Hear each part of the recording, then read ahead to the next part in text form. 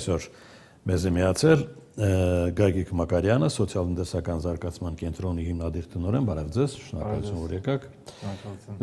Այսօր երին հասկանալի է տնտեսության ոլորտում ինչ է կատարվում Հայաստանի հետ կապված նախընտրական մթնոլորտի հետ, չգիտեմ դուք եք կապում թե ոչ, բայց հիմա այդ մասին կխոսենք։ Այնինչ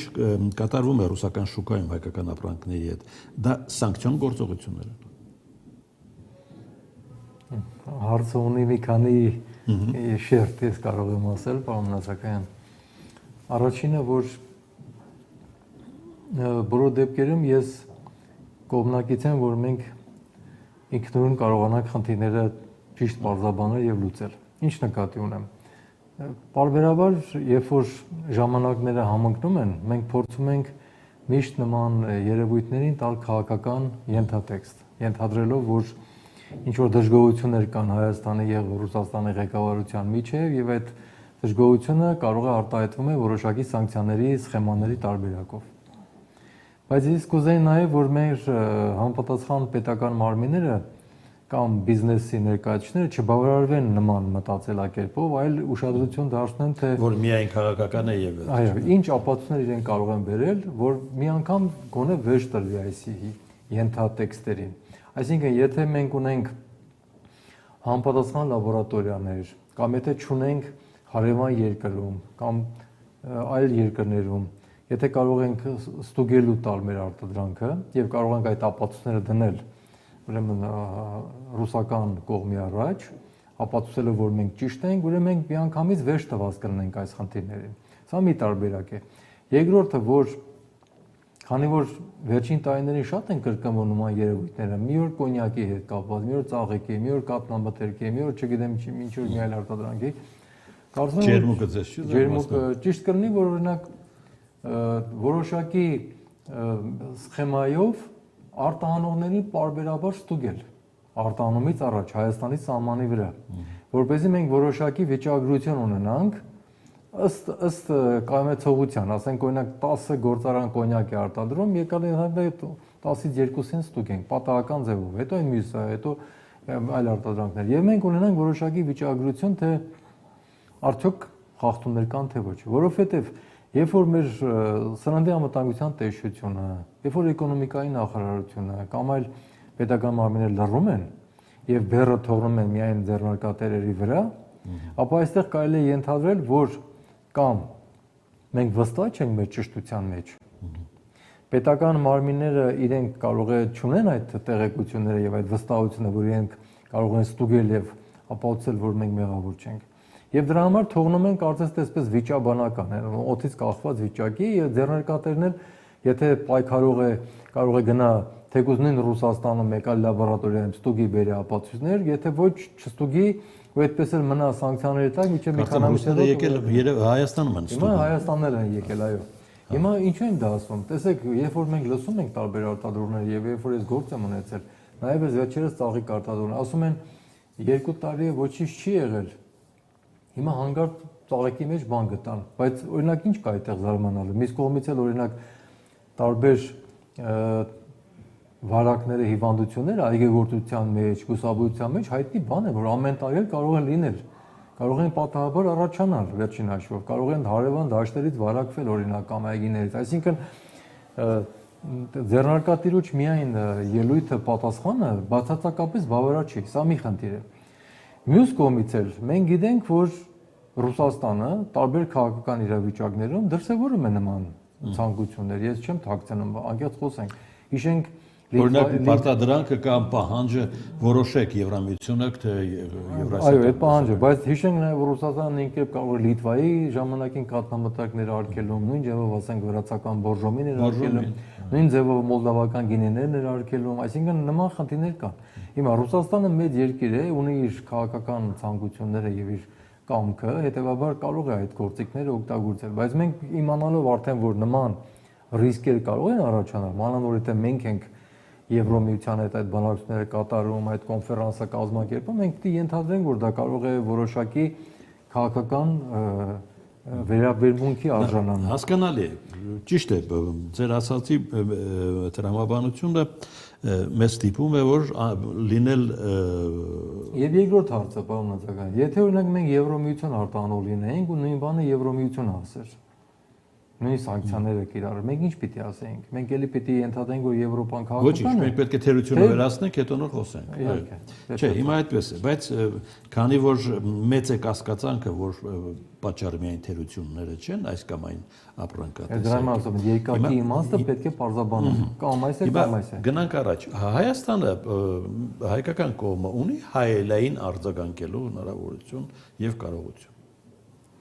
Առանձնապես ոչ, ասեմ ինչու։ Նույնիսկ եթե ունի էլ չի կիրառի, ասեմ ինչու։ Այն ինչ որ իրական տնտեսության մասով է, ինչ որ մենք վաճառում ենք, արտահանում ենք, մենք դա պիտի շարունակենք արտահանել վաճառը, որովհետև դրանից մեր իրական տնտեսությունը կտուժի։ Այսինքն, եթե պահածո արտադրողներ են, ծաղիկ արտադրողներ են եւ այլն դրանք արտադրվում են Հայաստանում, մենք դա չենք կարող փորձել հայելային ձևով չարտահանել, ասելով որ մենք էլ փորձում ենք ինքներս պատժենք։ Չէ, մենք մտած Ռուսաստանից ինչ է գալիս Հայաստան։ Հիմա տեսնենք, այն ինչ որ մենք բերում ենք վերարտահանում ենք, գուցե այստեղ մենք կարող ենք ինչ որ մենք էլ քաղաքականություն ցույց տալ, որտեղ Ռուսաստանը ունի շատ ապրանքների կարիքներ, բայց որ մենք ենք օգնում, բերում ենք իրեն վաճառում ենք։ Մեր խանութներում ռուսական օղին է շատ, թե հայկական։ Ռուսական օղիներ կան, դե հացահատիկ կա, ասենք թե այլ բաներ կան, տրիկոտաժ, հագուստներ կան, կահույք է բերվում, տարբեր բաներ բերվում են, որոնք որ մենք կարող ենք փորձել ասենք թե հայելային անդրադարձնել, բայց այստեղ էլի մենք դրան եթե նման նպատակներ ունենք, մենք էլի պիտի պատրաստվենք։ Հայաստանի ներսում ես չեմ տեսնում այնպիսի ռազմավարություն, որը որ ուղղված է նման երևույթները կանխարգելելու կամ Ռուսաստանից կախվածությունը նվազեցնելու համար։ Բարձ խոսենք, չկա նման ռազմավարություն։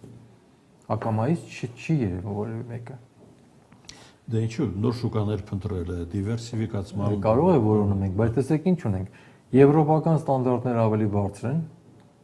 Եվրոպական շուկայում,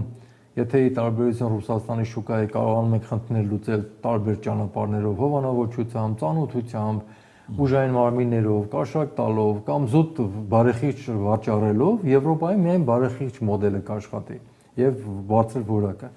Արաբական երկրներում շատ բան չեն կարող վաճառել, որտեղ այնտեղ պիտի հալալ սերտիֆիկատներ ունենան արտահանողները, որ չունեն եւ դա էժան հաճույք չի։ Հետևաբար, եթե մենք չենք պատրաստվել որևէ կերպ, մենք միշտ կարող ենք նման երևույթներ հայտնել եւ գնալ կասկածանքների մեջ։ Ասացի իմաստը նաև նրանում է, որ հայ-ռուսական տնտեսական գործակցությունից ինչ է միայն Հայաստանն է շահում։ Ոչ, նաև Ռուսաստանն է շահում, բայց Ռուսաստանը Այսինքն դա խանգարելով տուժում է նաև Ռուսաստանը, ճիշտ է։ Այո, բայց Ռուսաստանի դեպքում հիմա մենք պետք է ասենք, որ Հայաստանի իրական տնտեսության ծավալները ավելի փոքր են, քան այն ինչ որ բերում ենք վերարտահանում ենք դեպի Ռուսաստան։ Այսինքն եթե մենք իրական տնտեսությունով ուզենանք պայքարել, մեր համար մենք կտուժենք եւ այդ թվերը փոքր են։ Ռուսաստանը կարող է անտեսել։ Ռուսաստանը ավելի շահագրգռված է այն ապրանքների մեջ, որոնք ինքը չի կարող ձեռք բերել սանկցիաների պատճառով եւ դա ասում են Հայաստանը միակ պատուհանն է մնացել Հայաստանի Ռուսաստանի շրջանող։ Բայց սա էլ պետական մարմինները, անպատասխան պաշտոնյաները պետք է բանակցեն կամ հասկացնել տան։ Ոչ թե տեսեք, հիմա մենք մեր ղեկավարությունը կամ մեր պաշտոնյաները մի քիչ ջենտլմենական դիրք են գրավել։ Իրենք ինչ են ասում, չեն փնովում, չեն վարկաբեկվում, չեն քննադատում, ասում են մենք Ռուսաստանի հետ ուզում ենք հարաբերությունները շարունակել, մենք ուզում ենք դրական լինի, մենք յատամեր չենք ցանկանում դուրս գալ, դեռ ժամանակը չի եկել, երբ որ ժամանակը գա, այն ժամանակ դեռ կխորենք եւ այլն եւ այլն եւ առնվազն դեռ 8-10 տարի մենք յատամայում կմնանք նման տեմպերով, եթե մենք մեր տնտեսությունը չենք բարձրացնում այնպիսի մրցունակության, որ կարող ենք այլ շուկաների մասին խոսել։ Եվ երկրորդը, մենք Եվրոմիությանը դիմել ենք, որ մեզ քվոտաներ տրամադրի, օրինակի համար։ Ոչ, չենք դիմել։ Օրինակ մենք քվոտաներ կարող ենք խնդրել Եվրոպայից, տեսեք ինչ է կատարվում։ Ռուսաստանը փորձում է չարաշահել մեր հարաբերությունները, դուք ուրեմն քվոտաներ տվեք, բայց քվոտաներ մենք չուզեցինք։ Մենք ուզեցինք միայն օգնություն հիբրիդային պատերազմների եւ տեղեկատվության հետ կապված։ Ռուսաստանի Պետդումայի նախագահը ինչ է ասում. ԵԱՏՄ-ից դուրս գալը սպառնում է հայկական տնտեսության առնվազն $5 միլիարդ կորուստով։ Նախ, որտեղից այս թիվը իրեն եւ ինչ է դա։ Հենց այդ մեր ներմուծման արտահանման ծավալները հաշված, որ մենք արդեն մեր արտաքին առևտրի 45%-ը։ Այսինքն միլիարդը միայն մեր կորուստն է, թե ռուսական կորուստը։ Ռուսաստանի միլիարդների մեջ մեր թվերը փոքր են, որովհետև դեպքերը մենք տնայինք հարաբերական տեսանկյունից։ Հիմա նայենք այսպես, որ ասենք թե մեր արտաքին առևտուրը հիմա ենթադրենք թե մի 8 միլիարդի կարգի թիվ է, ասենք թե 7.5-8 միլիարդ, չէ, յատամական Ռուսաստան համերանային բանն է, բայց ասենք թե նույն Թուրքիայի հետ առևտուրը ենթադրենք թե արդեն 60 միլիարդի է հասնում, ենթադրենք թե Ռուսաստանի։ Հիմա մենք դինայինք թե ինչ կրիտիկական ապրանքներ ենք տալիս, որոնք որ Ռուսաստանի համար շատ վճռական են, որոշիչ են, իսկ եթե մենք նույն ասենք պահածոն, նույն բանջարեղենը կամ մրգերը պետք է խոսքը մեր ապրանքների մասին չէ, մենք մեր ապրանքներով ճնշումներ չեն կարող գործադրել, բայց այն ինչ վերաարտահանվում է, դա կարող են որոշակի, օրինակ մոբիլ հեռախոսները, որ առաջին տեղում է, չէ, խոշոր 1000 հարկատուների, դրանք ձեռքի հեռախոսներ կամ կենցաղային շատ ապրանքներ եւ այլն, որոնք որ Եվրոպայից չի կարող ձեռք բերել, մենք են կարողանում մատակարարել, բայց մենք էլ մեր դիվանագիտության մեջ չի ներառված այդ կոմպոնենտը։ Մենք մեր դիվանագիտության մեջ եւ քաղաքական շփումներում չենք հասկացնել տալիս այդ թեմաները Ռուսաստանի հետ։ Ինչ որ պատճառներով մենք կամ զգուշավորվում ենք, կամ դեռ հարմար չենք գտնում։ Ավելի շատ եթե նկատել եք փորձագիտական կարծիքներ, ինչ որ քաղաքագետներ, ինչ որ տնտեսագետներ, որոնք կարող են նաեւ միկրոարբանյակներ են կառավարության կողքի գտնվող, բայց պետական մակարդակով նման խոսակցներ համարը չեն լինում։ Ռուսաստանից ներկրվող գազը Հայաստան արտոնյալ գազ է համար։ Եթե հաշվենք սահմանի վրայի գինը 173 արտոնյալ է։ Արտոնյալ է։ Սպառողի գինը։ Բայց եթե հաշվում ենք սպառողի գինը, որ կրկնակի է նստում, արդեն մոտ 350, այնքան էլ արտոնյալ չի։ Այսինքն ռուսական շուկային կամ ԵԱՏՄ շուկայի գնին բարձր։ Դե Բելարուսիայի համեմատ բավականին ցածր է, եթե վերցնենք իրանականի հետ համեմատենք, արդեն այդ գնով արդեն մենք իրանականին էլ ենք, մոտ համարյա իրանական էլ այդպեսին։ Մենք միշտ սահմանի վրայի գինն ենք հաշվել, որ Ռուսաստանը մեզ էժան է տալիս։ Մնացած շղթան Հայաստանի ներսում չեն գումարում, բայց չգիտեմ ինչի չեն գումարում, պետք է գումարել։ Նույն կազմակերպության շղթայի շարունակությունն է։ Սպառողի տեսանկյունից դինայինք։ Իհարկե։ Բայց մեր հնարավորությունները ֆիզիկապես դեռ այդքան չեն, էլի ուրիշ երկրից գազը ներկրելու առումով։ Իրանը։ Այո, խողովակաշարի հզորությունները փոքր։ Դե դա լուծելի հարց է։ Բայց իրանական գազը այլընտրանքային գազ է։ Իհարկե, կարող է։ Լարսում մեր նեղությունների պատճառը Ռուսաստանն է թե Վրաստանը։ Երկուսն էլ։ Նույնիսկ 3 պատճառ կա, մի պատճառն է մենք ենք, մեր խնդիրները։ Օրինակ, մեր արտանողները կարող են ինչ-որ փաստաթղթեր կիսատ ունենալ, դիարժեք չլինեն, կարող է, ասենք թե եղանակը թույլ չտալ, հերթ լինեն, կամ ուղղակի մեր մոտ արտահանումը կանոնակարգված չլինի, թե ինչքան մեքենաներ կան, եկեք մի գնացեք, սպասեք մինչև դատարկվի, կամ ինքնաթիռով փորձենք տեղափոխել, վերջին հաշվով բեռնատար ինքնաթիռների ռեժիմները ես միշտ ասում եմ հարկավոր է կիրառել, բայց չգիտես ինչու չի կիրառվում։ Բայց ինչ վերաբերում է արդեն սահմանային կետերի կամակորություններին, եւ ռուսական կողմն է դրսևորում, եւ վրացական կողմը։ Ընդ որում վրացական կողմը կարող է ինքնուրույն է անում, կարող է ռուսական կողմի ուրեմն թելադրանքով է կատարում։ Համենայնդեպս ես ուզում եմ այդ հարցին անդրադառնալ, որ մենք խոսում ենք միայն ռուսական կողմի խնդիրների մասին, բայց վրացական կողմը չգիտես ինչու, այսպես մեղմ են վերաբերվում, փաղաքշանքով չենք նշում վրացական կողմի կամակորությունները, որոնք որ եւ խմիչքների եւ հեղուկ գազի եւ այլ ապրանքների նկատմամբ, որը ոչ միայն արտանման, հատկապես նաեւ ներմուծման դեպքերում անընդհատ արկա են։ Կաշառակերություն կա սահմանի վրա եւ այլն։ Այսինքն ինչու ենք մենք Վրաստանի խնայում, ես չեմ հասկանում։ Ես այդտեղ տարբերություն չեմ տեսնում, արդարացի չեմ համարում։ Երկու երկրներն էլ հավասար կերպով կամ պետք է քննադատվեն, կամ ոչ։ Նա Ադրբեջանի հետ առևտուրը ոնց որ ավելի է աճում, Չի աճել։ Ես ունեմ առաջին 4 ամիսների տվյալը մոտավորապես 10 միլիոն, դա իհարկե մեծ թիվ չի, ապրանք է Ադրբեջանով եկել Հայաստան, բայց սա չի թեթևացնում մեր Լարսի խնդիրը։ Առանձնապես ոչ։ Ասեմ ինչու։ Ադրբեջանի հետ առևտուրը զարգանում է կառավարության պետական մարմինների միջնորդությամբ։ Դա ճիշտ մոդել չի։ Իհարկե ուրիշ մոդել հնարավոր չի, ճիշտ է վերցնենք, ուղղակի զուտ այս ընդհանուր խաղաղության ռեժիմի մեջ երկու կողմերն կարող է այդպես հարմարը, որ պետական մարմինները իրենք են խոսում կամ հետո մասնավորին հրավիրում կամ կանչում, ասում գիտես, այս բանը կարող ես բերել կամ փոխանցի կամ այսպես այսպես։ Բիզնեսները իրար երես չեն տեսնում։ Ադրբեջանական բիզնեսը հայկական բիզնեսի հետ չի շփվում, իրար չեն ճանաչում,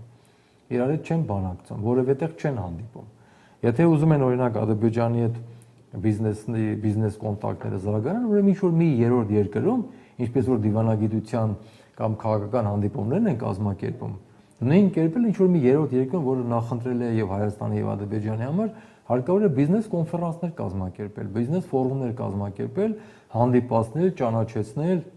մեկը մեկին տեսնի, հարցեր տա, կողմնորոշվեն, կարող է ինչ-որ հին ծանոթներ գտնվեն եւ այլ եւ ինչ-որ կերպ հարաբերություններ զարգանան։ Դա ձեր ասած հայկական կողմի համար ընդունելի է, հայկական բիզնեսմենը կարող է ինքնուրույն որոշում կայացնել, ինչ արտահանել կամ ինչ ներմուծել։ Ես չգիտեմ Ադրբեջանում այդ բանի կլան։ Այստեղ մի երկրորդ խնդիրը կա նաև, հարկավոր է դա էլ հասկանալ։ Օրինակ սոցիոլոգիական հարցումներ չկան։ Բենզինը կոնկրետ չի շփվում բենզինի հետ։ Լցնում ես մեքենան, չես տեսնում բենզինը, կոպիտ ասած, կամ ինչ որ այլ բաներ, հեղուկ գազ կամ ինչ որ մի բան, կամ հացահատիկը բերվում է մշակվում։ Բայց օրինակ մեր հասարակությունը օրինակ կամ ադրբեջանական հասարակ պատրաստ է Made in Armenia, Made in Azerbaijan գրած ապրանքներով թեյ առնի ադրբեջանական, չգիտեմ ինչ որ քաղցրավենիք առնի, մրգեր առնի, մենք էլ չգիտեմ ինչ են մատակարարել ու ադրբեջանցին ռեստորանում կամ իր տանը վերցնի ու տեսնի որ գրված է, պատրաստված է Հայաստանում։ Այդ ինչ ասում եք մի քիչ արտարոց է։ Հարաբերությունները վերջը որն է պատրաստ։ Որովհետև վերջին որոշողը սպառողն է, եթե սպառողը բոյկոտեց կամ չգնեց, եւ իմիջիայինը այլ Հայաստանում լիքը սպառողներ կան, որոնք թուրքական ապրանքները սկզբունքորեն չեն գնում։ Չնայած լիքը բերող կա, չէ՞, շատ է բերվում, բայց չեն գնում, չեն առնում։ Այսինքն հետեւաբար արդյոք դա տեղի կունենա, թե ոչ։ Սա էլ կա, դրա համար մեր ձեռնարկատերը նույնպես երևի զգուշավոր են, որ ամեն բանի դեռ չեն գնում, որովհետեւ այդ խնդիրը իրանք են տեսնում, որ կարող է այդպես։ Հետո ադրբեջանական կամ ռուսական բենզինը Ադրբեջանով բերվեց կամ ադրբեջանական բենզին բերվեց, կարևոր չի։ Ադրբեջանի անվան տակ բերվեց։ Կարող է ինչ-որ պայր հերթ եղավ, վաճառվել եւ հետո ինչ եղավ։ Հետո առանձնապես հետաքրքրություն չկար թե։ Բենզինի գինը էլի բարձրացավ, որոշակի, էլի շատ շատերը նախընտրում են ուրիշներից առնեն, որը ադրբեջանական բենզին չի ներկրում, այն ֆիրմաները, որոնք ադրբեջանական բենզին բերող են, նրանք այդպես մեծ հաջողություն չունեցան այդ բիզնեսից։ Այսինքն Ադրբեջանի հետ բաց առևտուրը չունի դեռ իր էֆեկտը, չի էլ ունենալու։ Առանձնապես դեռ չեմ կարծիքով։ Իմ կարծիքով դեռ երկար ժամանակ կպահանջվի։ Քանի դեռ այս թեմաները տաք են, զոհվածների, անհետ կորածների, գերիների, դատերի հետ կապված, պահանջների հետ կապված եւ այլն, ես կարծում եմ, որ դեռ իմ ենթադրությամբ դեռ առնվազն 2 տարի դեռ էական